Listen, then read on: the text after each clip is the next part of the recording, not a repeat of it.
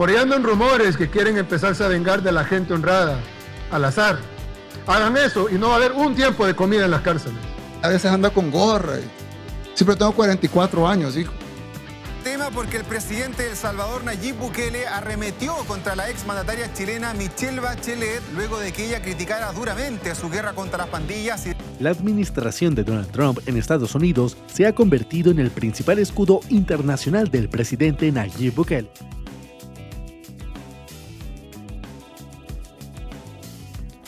El nuevo y flamante presidente salvadoreño, Nayib Bukele, se ha convertido en un fenómeno mundial. Para algunos es un héroe, el hombre que logró lo imposible, meter en cintura a las pandillas más sanguinarias de América. Para otros, es un villano con piel de Salvador, un caudillo que poco a poco construye su propio régimen autoritario. En pocos años, pasó de ser un político local desconocido a convertirse en el líder más popular de la región, un rockstar de la política que gobierna con gorra hacia atrás, discursos incendiarios y un manejo impecable de las redes sociales. Bukele no solo habla, sabe venderse, y vaya que el mundo lo ha comprado. Gran amigo de Donald Trump, sí, el mismo que hablé en mi primer video.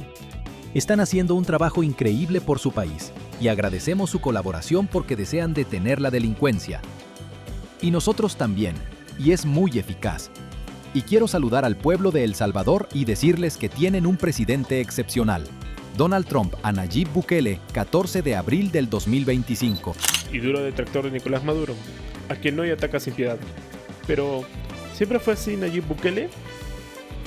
Porque lo que nadie casi recuerda es que Bukele no nació como este cruzado de la derecha liberal que hoy vende criptomonedas y promete libertad económica. En 2021, el presidente Nayib Bukele convirtió a El Salvador en el primer país del mundo en usar Bitcoin como moneda de curso legal, junto al dólar. La medida buscó atraer inversión extranjera y promover la inclusión financiera. Fuente: AP News, Asamblea Legislativa de El Salvador. La historia comenzó mucho más cerca de la izquierda radical, la misma que lo convirtió en alcalde bajo las banderas del FMLN, el partido de los exguerrilleros. Y más aún, en su paso por la política local, Bukele no tuvo reparos en hacer negocios con PDVSA, la petrolera estatal venezolana, en tiempos en que Maduro y Chávez repartían contratos a sus aliados. ¿Sorprendido? Pues eso no es todo. El presidente CryptoBro también es recordado por haber negociado bajo la mesa con las mismas pandillas que luego encerrarían en su gigantesco Secot, el penal de máxima seguridad que hoy es una carta de presentación. En política, la memoria es corta y Bukele sabe aprovecharlo. Así que antes de coronarlo como el gran héroe de El Salvador o de pintarlo como el villano autoritario de moda, hagamos un repaso. ¿Quién es realmente Nayib Bukele? ¿Es un mesías que salvó a su país de la violencia o un político con un pasado demasiado oscuro para ignorar? Vamos a desglosarlo. Nayib Bukele es un hijo de Armando Bukele Catán y Olga Ortiz de Bukele. Su padre, Armando, fue un conocido empresario salvadoreño de origen palestino y además un líder visible de la comunidad musulmana en el país. Dueño de varios negocios en El Salvador, su figura no solo destacó por lo empresarial, sino también por su cercanía ideológica con la izquierda salvadoreña. En particular, Armando simpatizó con el Frente Farabundo Martí para Liberación Nacional, el FMLN, una coalición que nació como guerrilla en los 80, durante la Guerra Civil, pero que tras los acuerdos de paz de 1992 se transformó en un partido político legal. Fue en esa etapa legal y política donde Armando estableció vínculos con el FMLN. Esa relación facilitó la entrada de Nayib a la política. Desde joven, estuvo muy expuesto al mundo de la publicidad política, primero trabajando en su agencia familiar Overmed, que manejaba campañas del FMLN.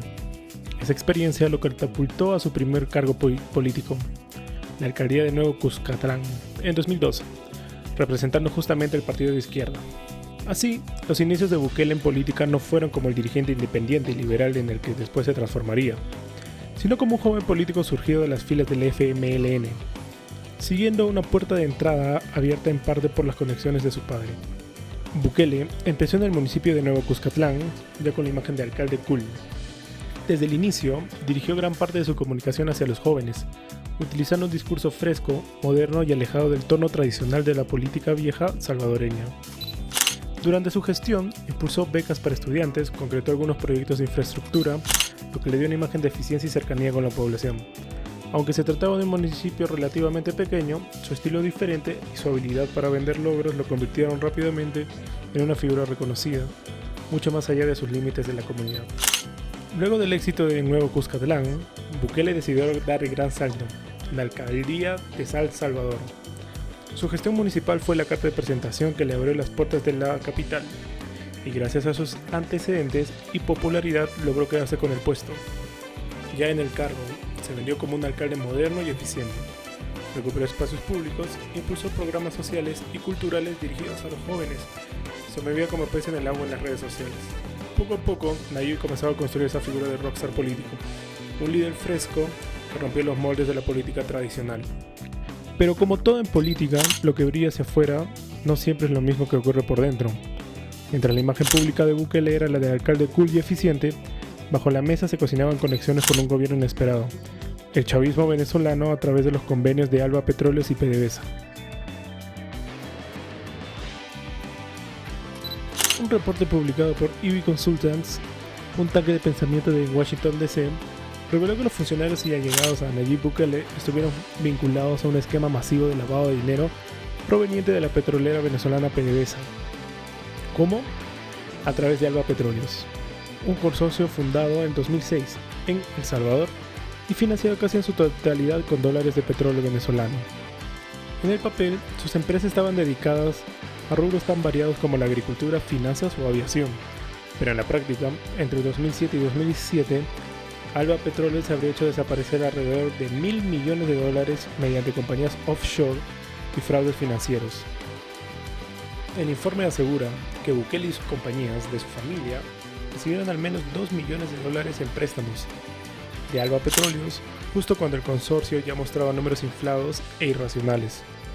Tanto que en 2019 el Departamento del Tesoro de Estados Unidos sancionó a varias de sus subsidiarias por confabulaciones para malversar miles de millones de dólares. Investigaciones de la Fiscalía General de El Salvador revelaron indicios de lavado de dinero por más de $438 millones entre 2010 y 2017.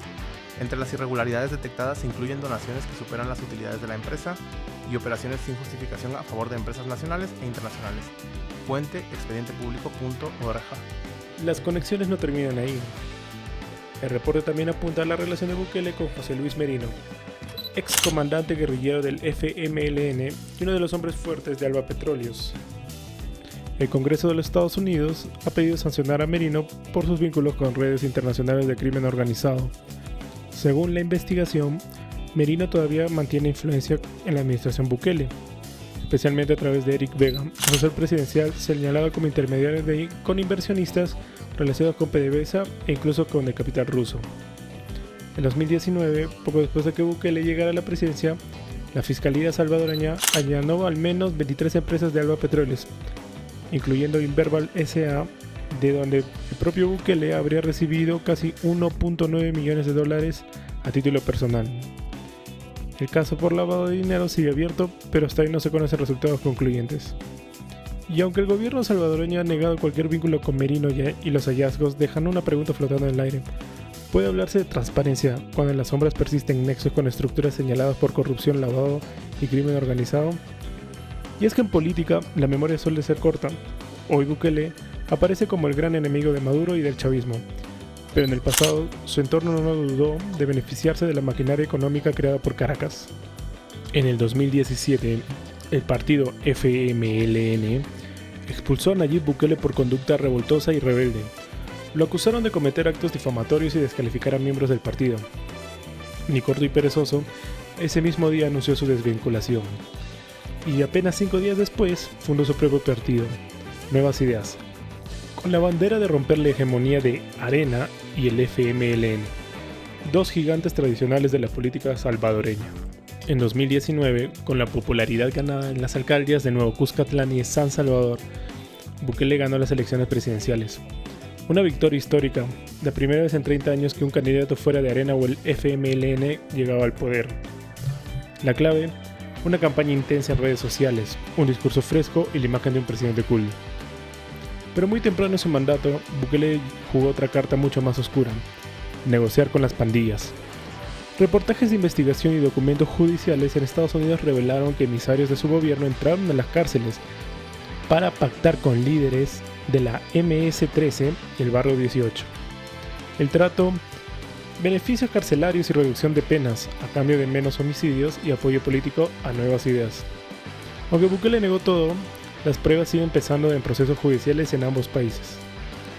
En 2020, la imagen del presidente Kut dio un giro. En febrero de ese año, Bukele entró al Congreso acompañado de militares armados. La razón: presionar para aprobar un préstamo de $109 millones destinado a seguridad. Un gesto que fue catalogado por muchos como un autogolpe en miniatura, una demostración de una fuerza innecesaria en una democracia. En mayo de 2021, con una asamblea legislativa dominada por sus aliados, se removieron y reemplazaron los magistrados del Tribunal Constitucional y al fiscal general. Ese movimiento eliminó el principal contrapeso institucional de Bukele. 4 meses después, los nuevos magistrados avalaron la Constitución salvadoreña. Prohibía expresamente la reelección presidencial inmediata. Llegó entonces su política más polémica y al mismo tiempo la más aplaudida: la guerra contra las pandillas. Con un estado de excepción indefinido, las fuerzas de seguridad pudieron detener sin orden judicial a cualquier sospechoso de ser pandillero. Cientos de comunidades fueron militarizadas y más de 78.000 personas fueron capturadas en redadas masivas.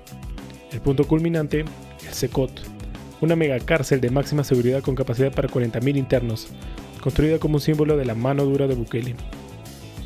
Los resultados son innegables. El Salvador pasó de tener una de las tasas de homicidios más altas del mundo a niveles comparables con países europeos. Pero el costo también es evidente. Amnistía Internacional y Human Rights Watch han denunciado detenciones arbitrarias, torturas y abusos en el marco del régimen de excepción. Finalmente, el 31 de julio del 2025, la Asamblea Legislativa fue más lejos. Aprobó una reelección indefinida del presidente. Extendió el mandato de 5 a 6 años y modificó las reglas para que no haya segunda vuelta electoral. Con 57 votos a favor y solo 3 en contra, Bukele se aseguró un camino libre para permanecer en el poder el tiempo que quiera. Hoy, Nayib Bukele concentra el control de todos los poderes del Estado, mantiene una popularidad inédita en la región y se proyecta como un líder con alcance continental. Pero muchos lo comparan con figuras como Hugo Chávez o Manuel Noriega, que también gozaron de un gran apoyo popular antes de convertirse en símbolos de autoritarismo en América Latina. La pregunta es inevitable: ¿estamos frente a un presidente referente que logró lo que nadie pudo en su país, o al siguiente dictador latinoamericano? Déjame tu opinión en los comentarios. Gracias por el video y hasta pronto.